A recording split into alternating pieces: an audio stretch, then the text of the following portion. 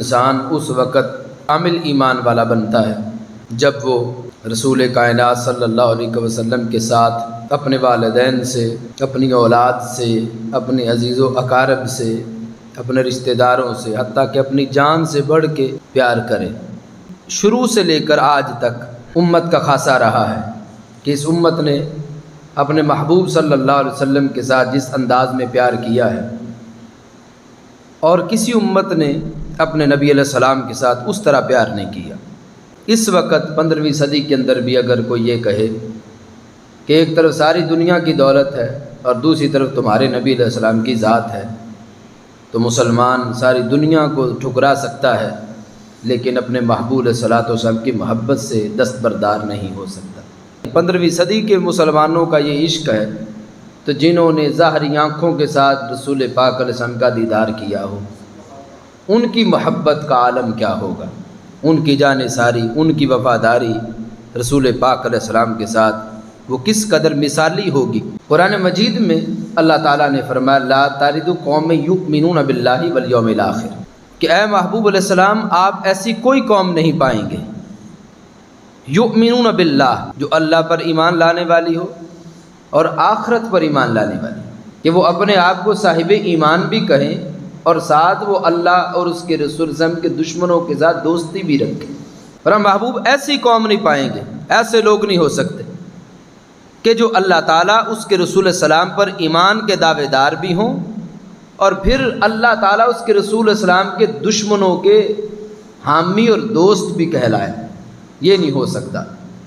وَلَوْ كَانُوا آبَاءَهُمْ، پر اگر اللہ اس کے رسول علیہ السلام کے دشمنوں میں ان کا باپ کھڑا ہو تو فرمایا وہ باپ کی پرواہ نہیں کریں گے، او ابناءہم، ان کے بیٹے کھڑے ہوں پر بیٹے کی پرواہ نہیں کریں، ان کے بھائی کھڑے ہوں بھائیوں کی پرواہ نہیں کریں، ان کے رشتہ دار کھڑے ہوں پرواہ نہیں کریں گے۔ دیکھیں گے کیا سب سے پہلے مقدم کریں گے تو اللہ کی ذات کو، اللہ کے رسول صلی اللہ علیہ وسلم کی ذات کو مقدم کریں گے۔ یعنی یہ اللہ نے 1400 سال پہلے ایمان کا سرٹیفکیٹ ان لوگوں کو عطا کر دیا کہ جو اس کائنات میں سب سے بڑھ کے پیار اللہ اس کے رسول السلام سے کرنے والے ہیں، اور فرمایا جو اس مقام پہ پہنچے، یعنی باپ سے بڑھ کے پیار اللہ رسول سے کرے، بیٹے سے، بھائی سے، رشتہ دار سے، برادری سے، قبیلے سے، کنبے سے، اور ہر ذات سے بڑھ کے پیار جب اللہ رسول سے کرے گا، اللہ فرماتا اولئک کتب فی قلوبہم الایمان، یہ وہ خوش نصیب ہیں جن کے دلوں کے اندر اللہ نے ایمان کو لکھ دیا ہے۔ وَأَيَّدَهُمْ بِرُوحٍ مِّنْهُ، اور ان کی مدد اللہ نے جبریل علیہ السلام کے ساتھ کی ہے۔ یہ اللہ سے راضی ہیں، اللہ ان سے راضی ہے۔ یہ کون ہے؟ اولئک حزب اللہ، اے میرے حبیب یہ میری جماعت والے ہیں۔ ان کو اللہ نے اپنی جماعت قرار دیا، کنہیں؟ کہ جن کے منشور نظریے، عقیدے، سوچ، فکر کے اندر یہ ہو کہ سب سے پہلے اللہ رسول کی ذات ہے بس، اور پھر جس سے بھی میں پیار کروں اللہ رسول کی ذات کی وجہ سے کروں۔ اللہ فرماتا ہے یہ معتبر اور کامل الایمان لوگ، یہ میری جماعت ہیں، الا ان حزب اللہ هم المفلحون، پر لوگوں خبردار ہو جاؤ جو میری جماعت والا یہی کامیاب ہونے والا ہے۔ اللہ نے ان کو کامیابی کی سند عطا کی، کن کو؟ جن کا مزاج یہ ہے کہ مقدم اللہ رسول کی ذات کو کرنا ہے، سب سے بڑھ کے پیار اللہ رسول کے ساتھ کرنا ہے، پھر جس سے بندہ پیار کرے، جس سے عقیدت رکھے، جس کا احترام کرے، جس کے ساتھ محبت کرے، تو وہ اس نسبت سے کرے کہ اس کی نسبت رسول پاک علیہ السلام کے ساتھ ہے۔ یہ ہے کامیابی کا معیار جو اللہ کے تعالیٰ اس کے محبوب السلام نے بیان کر دیا ہے۔ اب یہ جن صحابہ کرام علیہ رضوان کی شان میں نازل ہوں، ان میں سب سے پہلے اصدق الصادقین، امام المتقین، امیر المومنین حضرت ابوبکر صدیق رضی اللہ عنہ کی ذات ہے، پھر حضرت ابو عبیدہ بن جراح رضی اللہ تعالیٰ عنہ، پھر حضرت سیدنا عمر فاروق رضی اللہ تعالیٰ عنہ۔ ان صحابہ کی شان میں یہ آیت مبارکہ نازل ہوئی۔ امام قرطبی نے لکھا تفسیر قرطبی میں کہ حضرت صدیق اکبر رضی اللہ تعالیٰ عنہ، اور آپ وہ خوش نصیب صحابی ہیں جن کے والدین بھی صحابی ہیں، جو خود بھی صحابی ہیں، جن کی اولاد بھی صحابی ہے، جن کے پوتے بھی صحابی ہیں، جن کے نواسے بھی صحابی ہیں، جن کی 4 پشتیں مرتبہ صحابیت پہ فائز ہوئیں، اس ذات کو صدیق اکبر کہا جاتا ہے۔ اور سرکار معظم علیہ السلام کے ایک صحابی کی یہ شان ہے کہ ساری امت غیر صحابی کے علاوہ مل جائے تو صحابی کے سواری کے ناک کے اندر جو خاک ہے اس خاک کا مقابلہ میں نہیں کر سکتی۔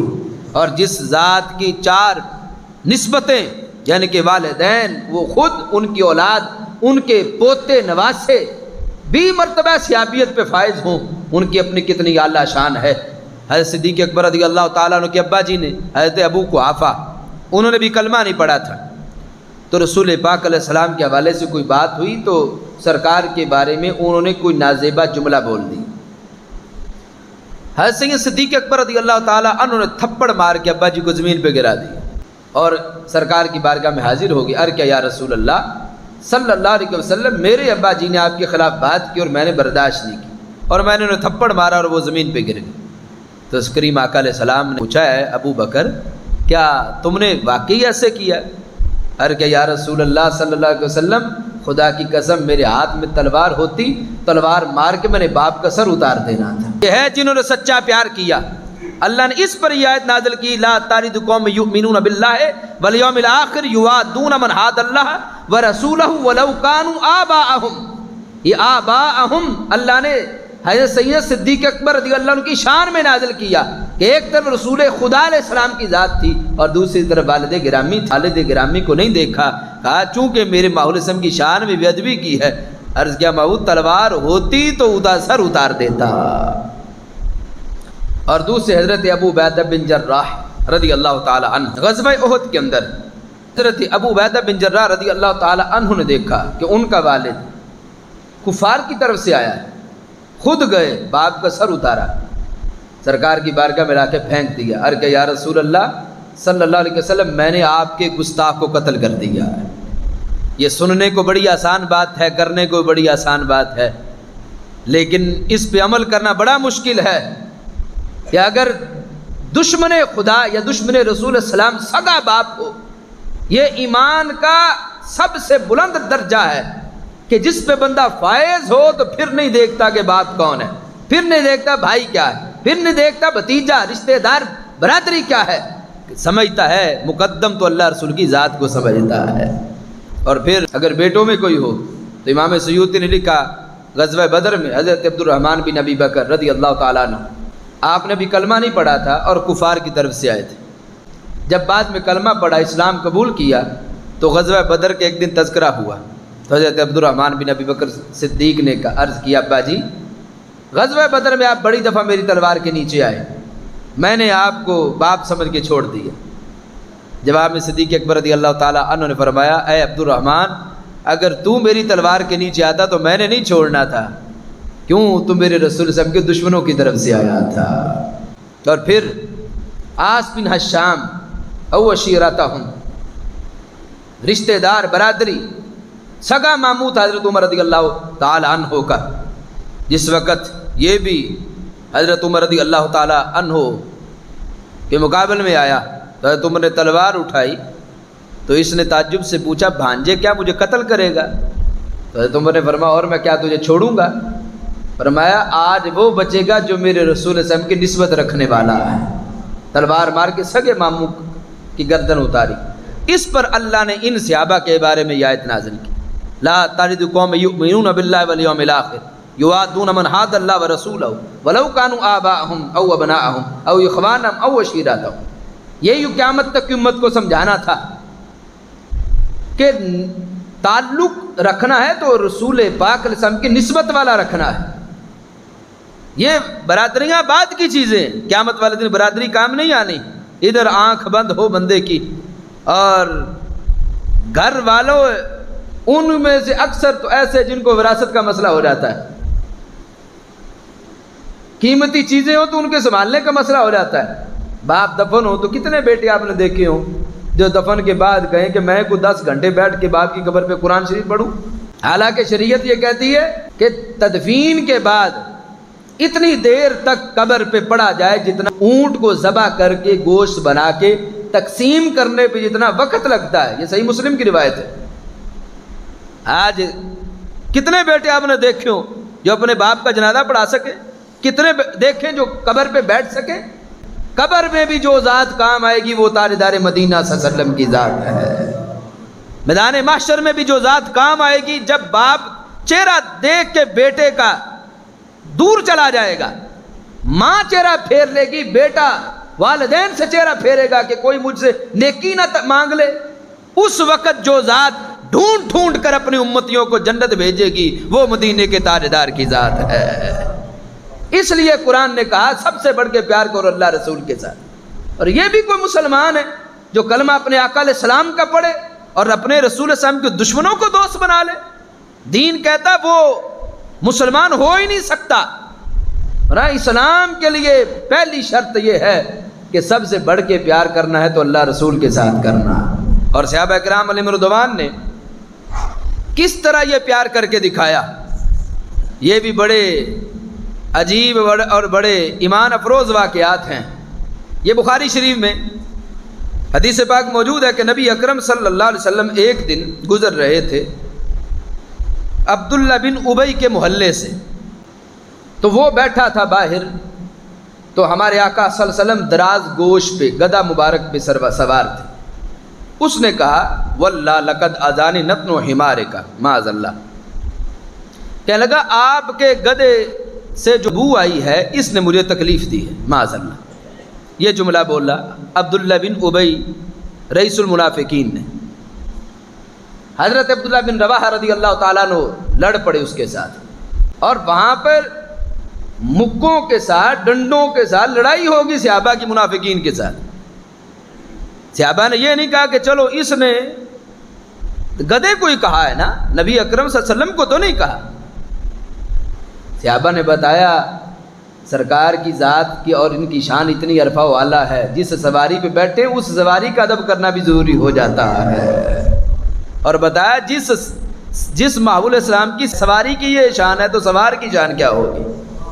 فرمایا واللہ لحمار رسول اللہ صلی اللہ علیہ وسلم اطیب ریحا منک، اور دوسری روایت میں ہے واللہ لبول حمار رسول اللہ صلی اللہ علیہ وسلم اطیب ریحا منک۔ حضرت عبداللہ بن رواحہ نے کہا عبداللہ بن ابی سن، خدا کی قسم میرے رسول السلام کے گدے مبارک سے خوشبو آتی ہے، وہ تیری ساری خوشبوؤں سے پاکیزہ بھی ہے، اچھی بھی ہے۔ صحابہ کرام علیہم رضوان نے سرکار کی ہر نسبت کا خیال کیا، تو نسبتوں کا خیال کریں اور پھر سرکار معظم رسم کی ذات تک بندہ پہنچے کہ جن کی نسبت اتنی عالی شان والی وہ خود کتنے عالی شان والے ہوں گے۔ امام ابن سیرین، یہ بخاری شریف میں ہے، وہ کہتے ہیں کہ میرے پاس نبی اکرم صلی اللہ علیہ وسلم کا ایک بال مبارک ہے، ایک بال ہے رسول پاک علیہ السلام کا، اور میں اس بال سے کتنی محبت کرتا ہوں، احب الی من الدنیا وما فیہا، دنیا اور جو کچھ دنیا میں ہے اس سب سے بڑھ کے میں سرکار کے بال مبارک سے پیار کرتا ہوں۔ غزوہ خندق کے موقع پر سید عالم صلی اللہ علیہ وسلم کے صحابہ ترانے پڑھ رہے تھے، نحن الذین بایعوا محمدا علی الجہاد ما بقینا ابدا، نحن الذین بایعوا محمدا، ادھر خندق کھود رہے تھے، اور تاکہ کفار کا بڑا لشکر حملہ کرنے والا ہے، اور صحابہ کرام علیہم رضوان خندق کھودتے کھودتے نعرے کیا لگا رہے تھے، نحن الذین بایعوا محمدا علی الجہاد ما بقینا ابدا، کہ یا رسول اللہ صلی اللہ علیہ وسلم جب تک بدن میں جان رہے گی آپ کے نام پہ قربان رہے گی۔ نحن الذین بایعوا محمدا، کہ ہم وہ لوگ ہیں جنہوں نے محمد مصطفیٰ صلی اللہ علیہ وسلم کے دست اقدس پر بیعت کی ہے، کس پر، علی الجہاد ما بقینا ابدا، کہ جب تک ہمارے جسموں میں جان رہے گی ہم رسول پاک علیہ السلام کے ساتھ جہاد کرتے رہیں گے۔ اس وقت یہ ترانہ سنا، کریم آقا علیہ السلام نے کیا فرمایا، فرمایا اللہم ان العیش عیش الاخرہ، اے اللہ زندگی تو فقط آخرت کی زندگی ہے، زندگی تو فقط آخرت کی زندگی ہے، فاغفر للانصار والمہاجرہ، اے اللہ میرے انصار کی بخشش فرما دے، میرے مہاجرین کی بخشش بھی فرما دے۔ اور دوسری روایت میں فاکرم الانصار والمہاجرہ، اے اللہ انصار کو بھی عزت عطا فرما، مہاجرین کو بھی عزت عطا فرما۔ اور بخاری شریف میں حدیث حدیبیہ ہے، سید عالم نور مجسم صلی اللہ علیہ وسلم کے صحابہ جو حدیبیہ کے مقام پہ جلوہ گر تھے، حضرت عروہ بن مسعود ثقفی، آپ کمانڈر ان چیف تھے کفار کی طرف سے، سب سے بڑے ان کے لیڈر بن کے آئے تھے اور مذاکرات کے فائنل راؤنڈ میں آئے تھے۔ یہاں سے یہ واپس گئے اور واپس جا کر انہوں نے قریش کے سامنے تقریر کی۔ آپ خود سوچیں کہ جس بندے کے بارے میں قریش مکہ کا یہ دعویٰ تھا کہ اگر اللہ نے قرآن نازل کرنا ہوتا تو عروہ بن مسعود ثقفی پہ کرتا، نبی ہوتے تو یہ ہوتے، اتنے بڑے قد کا ان کا لیڈر، لیکن جب حدیبیہ سے ہو کر گیا، حدیبیہ میں آئے تو کافر تھے، جب گئے واپس گئے تو کلمہ پڑھ کے مسلمان ہو چکے تھے۔ وہ کیا عشق تھا صحابہ کا جن کو عروہ بن مسعود ثقفی نے دیکھا، کہنے لگے واللہ لقد وفدت علی الملوک وفدت علی قیصر وکسری والنجاشی واللہ ان رأیت مالکا قط یعظمہ اصحابہ ما یعظم اصحاب محمد صلی اللہ علیہ وسلم، کہ میں پوری دنیا پہ سفیر بن کر گیا ہوں، میں نے قیصر کے دربار کو بھی دیکھا، کسریٰ کے دربار کو بھی دیکھا، نجاشی کے دربار کو بھی دیکھا۔ یہ کہتے ہیں خدا کی قسم جتنی محبت رسول پاک علیہ السلام کے صحابہ اپنے نبی کی کرتے کوئی کسی کی نہیں کرتا۔ اب قریش بڑے حیران تھے کہ ہمارا اتنا بڑا لیڈر ہے، ہماری طرف سے مذاکرات کرنے گیا ہے، واپس آیا تو ان کی بول رہا ہے۔ کہنے لگے آپ نے کیا دیکھا ان کے ہاں؟ ان کو تو مہینے مہینے کھانے کو کچھ نہیں ملتا، نہ لباس پورا ان کے پاس، نہ سواریاں پوری ان کے پاس، نہ دنیا گزارنے کے ان کے پاس کوئی عیش و عشرت کے سامان ہیں۔ کس نے متاثر کیا؟ کہنے لگے واللہ ان تنخم نخامۃ الا وقت فی کف رجل منہم۔ حضرت عروہ بن مسعود ثقفی کہنے لگے میں نے دیکھا ان کے نبی علیہ السلام جب اپنے ہونٹوں سے لاب دان کو جدا کرتے، ان کے صحابہ نے ایک دفعہ بھی زمین پہ گرنے نہیں دیا۔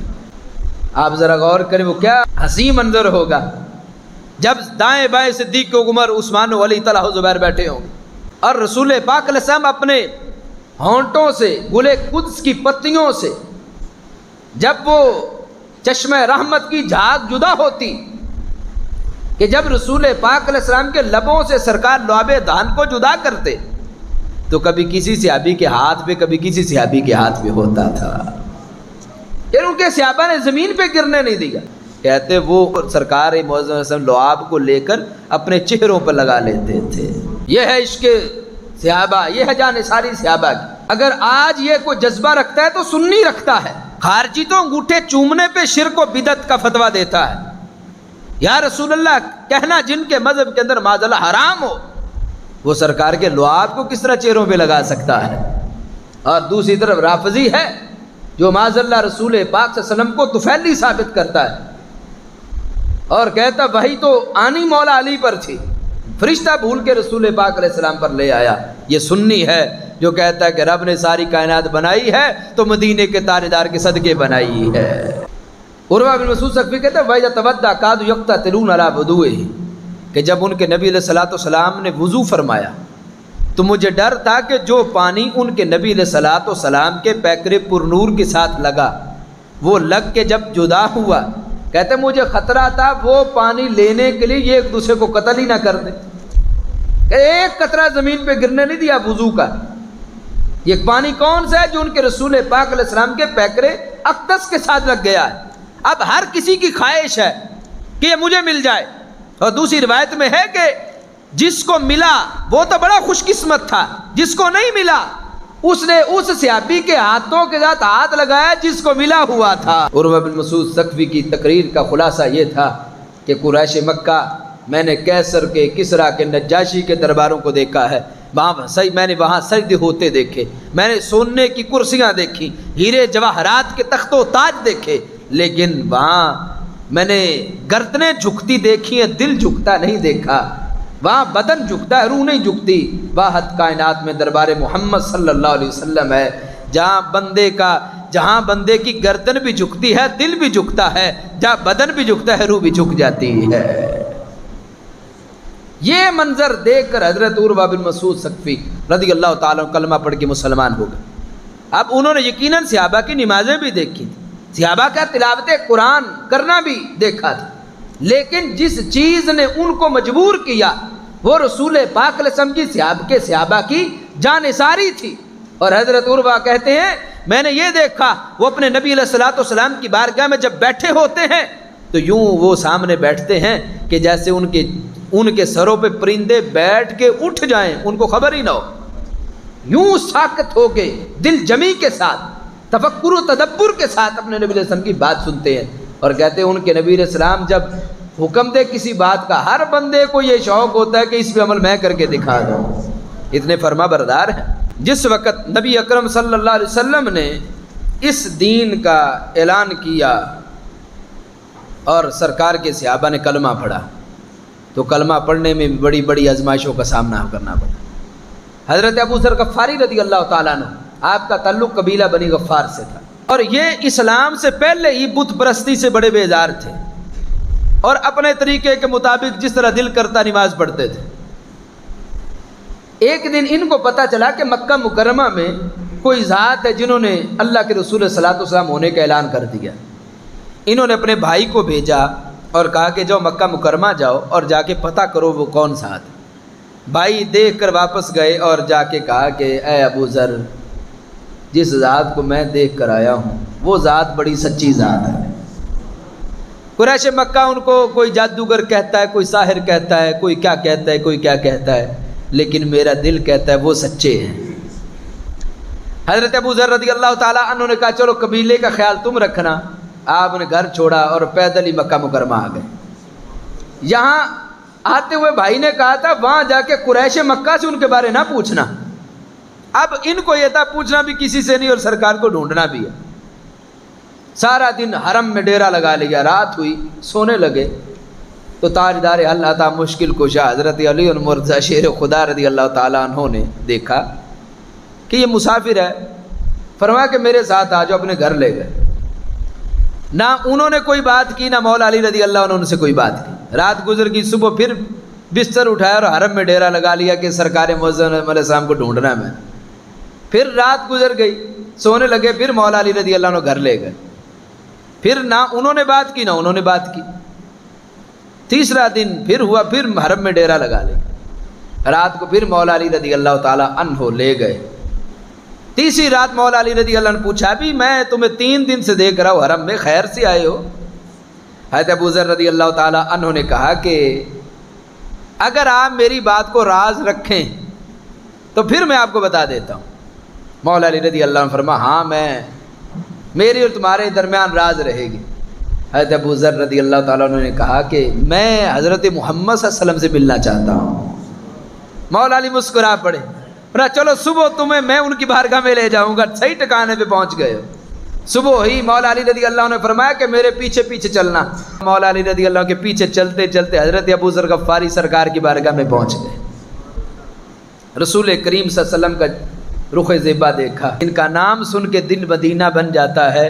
ان کی ذات کو دیکھ کے بندے کے دل کی کیفیت کیا ہوگی.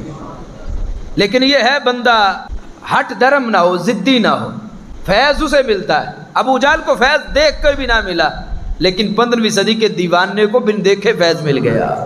سبب کیا ہے؟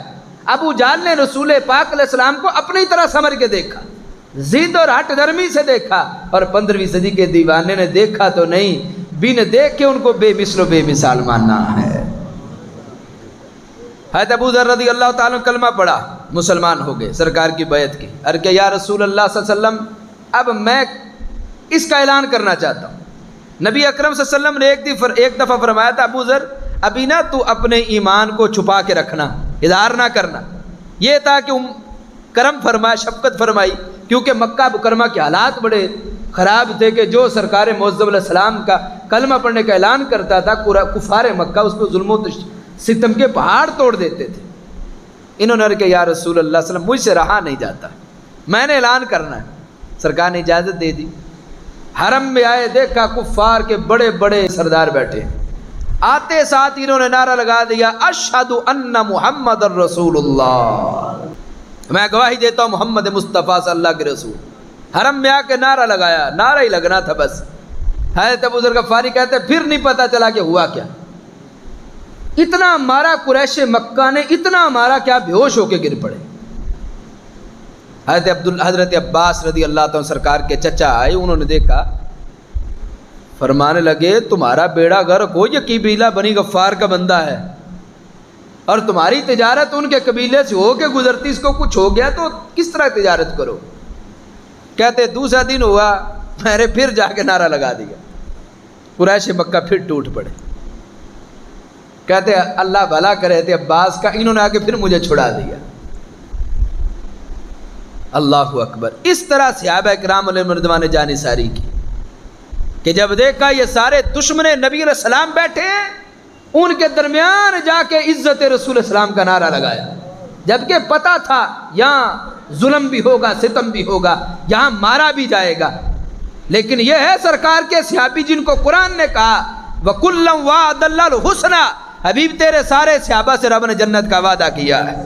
یہ وعدہ اس لیے کیا کہ انہوں نے جانثاری کر کے دکھائی، جہاں دشمن تھے وہاں عزت رسول السلام کی بات کی، جہاں نبی علیہ السلام کے دین کے منکر بیٹھے ہوئے تھے وہاں رسول پاک علیہ السلام کا کلمہ پڑھ کے بتایا، جہاں نبی علیہ السلام کے دین کو روکنے والے تھے وہاں بتایا کہ ہم کلمہ پڑھ کے سید عالم صلی اللہ علیہ وسلم کا اعلان کر رہے ہیں کہ دنیا کی کوئی طاقت نہ اس دین کو مٹا سکتی ہے، نہ اس محبوب علیہ السلام کی محبت کو سینے سے نکال سکتی ہے۔ غزوہ تبوک میں یہ سرکار معظم علیہ السلام کے ساتھ جا رہے تھے، ان کی سواری وہ بیمار ہو گئی، انہوں نے سواری کو چھوڑ دیا، ساز و سامان خود لیا اور پیدل ہی چل پڑے تبوک کی طرف۔ کافی دنوں کے بعد جس وقت تبوک پہنچے تو صحابہ نے کہا یا رسول اللہ صلی اللہ علیہ وسلم دور سے کوئی تنہائی بندہ آ رہا ہے۔ جب نبی علیہ السلام کی بارگاہ میں عرض کیا نا تو سرکار نے یہ ابو ذر آ رہا ہے۔ اللہ وہ جانتے ہیں دیوانوں کو، ان سے کوئی پوشیدہ نہیں، وہ انہیں پتہ ہے کہ میرا کون سا عاشق کہاں پہ موجود ہے اور کیا کر رہا ہے۔ اللہ اکبر۔ سرکار کی بارگاہ میں حاضری کی دی تو رسول پاک علیہ السلام پر رحم اللہ ابا ذر، اللہ ابو ذر پہ رحم فرمائے، فرمایا اکیلا ہی رہے گا، تنہا کوچ کرے گا، تنہا فوت ہوگا اور تنہا ہی اٹھایا جائے گا۔ اور سید عالم صلی اللہ علیہ وسلم نے پھر فرمایا ابو ذر تم میرے بڑے قریب ہو۔ اللہ یا رسول حق چاہیے جنتی جنتی۔ اسی طرح رسول پاک سے کے ایک صحابی حضرت خباب رضی اللہ تعالیٰ عنہ، یہ بچے تھے اور پھر غلام بن کر آئے مکہ مکرمہ میں، یہاں مکے کی ایک عورت نے آپ کو خرید لیا، اس نے خرید کر آپ کو، ایک بندہ تھا وہ تلواریں بناتا تھا، اس کے بعد چھوڑ دیا، اس نے آپ کو تلوار کا بنانے کا طریقہ سکھایا اور آپ بہت جلد تلوار بنانے میں ماہر ہو گئے۔ اتنے میں سید عالم صلی اللہ علیہ وسلم نے جب اعلان نبوت فرمایا تو ان کی ملاقات بھی سرکار کے ساتھ ہو گئی اور سرکار کو دیکھ کر سرکار کا کلمہ پڑھ کے مسلمان ہو گئے۔ جب سرکار معظم علیہ السلام کی زیارت کر کے اپنی دکان پہ پہنچے، اتنے میں قریش کا ایک وفد بھی پہنچا ہوا تھا اور انہوں نے آپ کو آرڈر دیا ہوا تھا تلواروں کا، تو اس نے پوچھا کہ وفد نے کہ ہماری تلواریں بن گئی ہیں، وہ تلوار کی بات کرتے، حضرت خباب رضی اللہ عنہ سرکار کی بات کر دیتے، کہتے تم نے دیکھا ان کا معاملہ بڑا عجیب ہے، یہ اتنے مست الستے پتہ ہی نہیں تھا کہ ہو کیا رہا ہے، وہ تلوار کی بات کرتے، حضرت خباب سرکار کی بات کرتے، تو انہیں شک تو ہو گیا کہ یہ ملاقات کن سے کر کے آ گیا۔ کہنے لگے کیا تم حضرت محمد صلی اللہ علیہ وسلم کی بات کر رہے ہو؟ حضرت خباب نے کہا ہاں ہاں اے میرے عربی بھائی، تمہارے شہر میں اور کوئی بندہ ہے جو اتنی میٹھی بات کرنے والا ہو کہ جو بولنے تو ان کے دندان مقدس سے نور نکلے؟ حضرت خباب کہتے بس یہی تک یاد تھا مجھے، اس کے بعد پھر یاد نہیں رہا۔ آپ کو بھی اتنا مارا کہ آپ بے ہوش ہو گئے اور بدن لہو لہان ہو گیا۔ کہتے جب ہوش آیا دیکھا پھر اپنے گھر چلے گئے، اور جو آپ کی مالکن تھی جس نے آپ کو خریدا تھا اس نے اپنے بھائی کے ساتھ آپ نے اتنا ظلم کیا کہ آپ کو وادی بطحاء کی طرف لے جاتے اور وہاں آپ کے بدن سے کپڑے اتار دیتے اور لوہے کا لباس پہنا دیتے، سخت دھوپ گرمی کے اندر، اور پھر جس وقت آپ کا بدن کھولتا پھر پوچھتے اب بتاؤ محمد مصطفیٰ صلی اللہ علیہ وسلم کے بارے میں، تو حضرت خباب سرکار کی پھر شانیں بیان کرنا شروع کر دیتے تھے۔ پھر آپ کو ڈنڈوں کے ساتھ مارا جاتا، پتہ نہیں کس کس طریقے سے اذیت دی جاتی ہے خباب رضی اللہ عنہ، لیکن پیچھے نہیں ہٹے. اور یہاں تک کہ پھر ان کو ڈنڈا نہیں ملتا تھا قریش کو، تو جو لوہا تلواروں کے لیے آپ نے اپنے مکان میں جمع کیا ہوا تھا، قریش مکہ نے اس کو گرم کیا، اور جب وہ سرخ ہو جاتا تو اس کو پھر آپ کے بدن کے ساتھ لگاتے تھے. آج کا کوئی کالے منہ والا، کالے دل والا، کالے دماغ والا رافضی مکار صحابہ کے خلاف بات کرے، منہ نہ توڑیں اس کا. یہ ہے جنہوں نے دل سے جان نثاری کی. اللہ کے بندو، جنہوں نے اس وقت کلمہ نہیں چھوڑا کہ جب ظلم و ستم کے پہاڑ توڑے جا رہے تھے، جب لوہے کا لباس پہنا کر تپتی ریت کے اوپر باندھ دیا جاتا تھا، جس وقت لوہے کو گرم کر کے بدن کے ساتھ لگایا جاتا، جنہوں نے سید عالم صلی اللہ علیہ وسلم کو اس وقت ترانے پڑے، تو شہید تو پھر معنی میں کلمہ انہوں نے پڑھ کے دکھایا. اس لیے قرآن نے کہا فَإِنْ آمَنُوا بِمِثْلِ مَا آمَنْتُمْ بِهِ فَقَدِ اهْتَدَوْا. لوگوں ایمان یوں لے کر آؤ جیسے میرے رسول صلی اللہ علیہ وسلم کے صحابہ ایمان لے کر آئے. اس لیے قرآن نے کہا رضی اللہ عنہم ورضوا عنہ، اللہ ان سے راضی ہے، وہ رب سے راضی ہے. جن کی رضا کا اعلان اللہ نے قرآن میں کیا، جن کی عظمت و شان کی آیتیں اللہ نے قرآن میں نازل کی، وہ ہیں سرکار کے صحابہ، وہ ہیں سرکار کے جانثار، جن کی وجہ سے دین آج میرے اور آپ تک پہنچا ہے. یہ قرآن ہمیں ملا سرکار کے صحابہ کی برکت سے. حدیث، سنت، پورا دین مکمل جو کچھ ہے وہ سید عالم صاحب کے صحابہ نے عطا کیا. یہاں تک کہ اتنا ظلم سے حضرت خباب رضی اللہ تعالیٰ پہ ہو رہا تھا کہ ایک دن رسول پاک صلی اللہ علیہ وسلم گزرے، نبی علیہ السلام گزرے تو سید عالم صلی اللہ علیہ وسلم کے قلب مبارک پر بھی بڑا گراں گزرا. اس طرح آپ پر ظلم کیا جا رہا تھا. تو سرکار نے پھر دعا کی، اے اللہ خباب کی مدد فرما. پھر وہ جس نے آپ پہ ظلم کیا تھا، آپ کی مالکن، اس کو ایسی بیماری لگ گئی کہ اس کو لوہے کے ساتھ گرم کر کے صبح و شام جب لوہے کے ساتھ داغا نہیں جاتا تھا تب تک اس کو زیت نہیں ملتی تھی، اور اسی حالت میں ہی وہ باذل جہنم ہو گئے. سرکار معظم علیہ وسلم کے بڑے عظیم صحابی ہیں خبیب بن عدی رضی اللہ تعالیٰ عنہ. ان کو قریش مکہ نے گرفتار کر لیا. گرفتار کرنے کے بعد سولی پر لٹکانے لگے. کوئی ادھر سے نیزہ مارتا، کوئی ادھر سے نیزہ مارتا، آپ کے اعضاء کو کاٹتا. اور نیزہ مار کے ایک بندے نے پوچھا، خبیب کیا تو پسند کرتا ہے کہ تیری جگہ پہ محمد صلی اللہ علیہ وسلم ہو؟ آپ نے تڑپ پہ کے کہا تو سولی کی بات کرتا ہے، خدا کی قسم میں تو یہ بھی پسند نہیں کرتا کہ میرے رسول صلی اللہ علیہ وسلم کے پاؤں میں کانٹا چبھے، اور میں اپنی بیوی بچوں میں ہوں، میں کہتا ہوں وہ کانٹا مجھے چبھے، میرے رسول صلی اللہ علیہ وسلم کو کچھ نہ ہو. نبی اکرم صلی اللہ علیہ وسلم کے ایک صحابی ہیں حضرت ابو مسلم خولانی رضی اللہ تعالیٰ عنہ، بڑے عظیم اور جانثار وفادار حضرت ابو مسلم خولانی رضی اللہ تعالیٰ عنہ اسود انسی کے دربار میں گئے. تو اسود انسی نے پوچھا کہ کیا تم گواہی دیتے ہو کہ میں اللہ کا رسول؟ آپ نے فرمایا مجھے سنتا نہیں تو کیا بکواس کرتا ہے. یہ قیامت تک امت کو نصاب دیا ہے، یہ کان اللہ نے شان رسول سننے کے لیے بنائے ہیں. آج ہمارے لوگ کہتے ہیں جی وہ اس کو بھی سن لو جی، اس کو بھی سن لو جی، اس کو بھی سن لو جی. کسی کو نہیں سننا، اس کو سننا جو شان رسول السلام بیان کرے، جو شان صحابہ بیان کرے، جو شان اہل بیت بیان کرے، اس کو سننا ہے. حضرت مسلم خولانی رضی اللہ عنہ نے فرمایا کیا بکتا ہے، مجھے نہیں سنتا. اس نے پوچھا اتشہد ان محمد الرسول اللہ صلی اللہ علیہ وسلم، کیا تم گواہی دیتے ہو کہ حضرت محمد صلی اللہ علیہ وسلم اللہ کے رسول ہیں؟ تو آپ نے فوراً کہا نعم، ہاں میں گواہی دیتا ہوں ہمارے نبی علیہ السلام اللہ کے رسول ہیں. اس نے کہا آگ جلاؤ. بہت بڑی آگ جلائی گی. حضرت مسلم خولانی رضی اللہ عنہ کو اس آگ میں ڈال دیا گیا. لیکن وہ کون سی آگ ہے جو سرکار کے غلام کو جلاتی؟ آپ اندر ٹھہرے ہوئے ہیں، اور وہ اس کا یہ تھا کہ ابھی آگ اس کو جلا دے گی. اس کے ایک چیلے نے کہا کہ اس کو فوراً یہاں سے نکال دے، اگر یہ چند منٹ اور ٹھہرا رہا تو جن کو تو نے بدھو بنایا یہ سارے اسی کے ساتھ جائیں گے. اس نے آپ کو وہاں سے بھیج دیا. آپ مدینہ منورہ آ گئے، سواری باہر بٹھائی تو حضرت عمر رضی اللہ تعالیٰ عنہ نے دیکھا تو فرمایا کہاں سے آئے ہو؟ کہنے لگے یمن سے آیا ہوں. فرمایا اللہ نے یمن میں ابراہیم ثانی پیدا کیا ہے. جانتے ہو کہ یمن میں سرکار معظم علیہ السلام کا ایک غلام جس طرح اللہ نے ابراہیم علیہ السلام پہ آگ کو گلزار کیا تھا اس پہ بھی گلزار کیا ہے. اب مسلم خولانی کہنے لگے وہ میں ہی ہوں. حضرت عمر نے سینے سے لگا لیا اور رونے لگ گئے، رونے لگ پڑے۔